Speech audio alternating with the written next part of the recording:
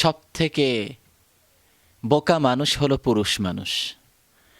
কেননা সে সব সময় চায় তার পরিবারের সবাই ভালো থাকুক।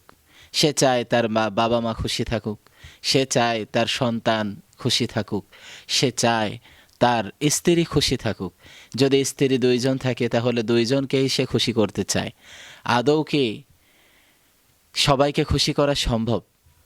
যদি পিতামাতাকে খুশি করতে যাওয়া হয়, অনেক সময় স্ত্রী রেগে যায়। আবার স্ত্রীকে বেশি প্রায়োরিটি দিতে গেলে পিতামাতা রাগ করে। আবার সন্তানকে বেশি খেয়াল করতে গেলে অন্য সন্তান রাগ করে। কিন্তু অধিকাংশ পুরুষ মানুষই এইভাবে তার জীবনকে পরিচালনা করে যে সে যেন সবাইকে খুশি করতে পারে। কিন্তু দিন শেষে দেখা যায় তার উপরে কেউই খুশি নয়, কিন্তু তার পুরোটা জীবন দিয়ে সে তার স্ত্রী, তার সন্তান, তার পিতামাতাকে ভালো রাখার জন্য চেষ্টা করে গেছে। কিন্তু সময় যখন সে ফুরিয়ে আসে, যখন তার ইনকাম কমে যায়, তখন দেখা যায় তার উপরে কেউই খুশি নয়, সবাই তার উপরে অখুশি হয়ে বসে আছে।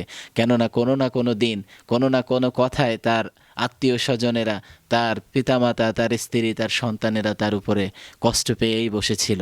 আর সেই কষ্টটা নিয়েই তারা বসে আছে।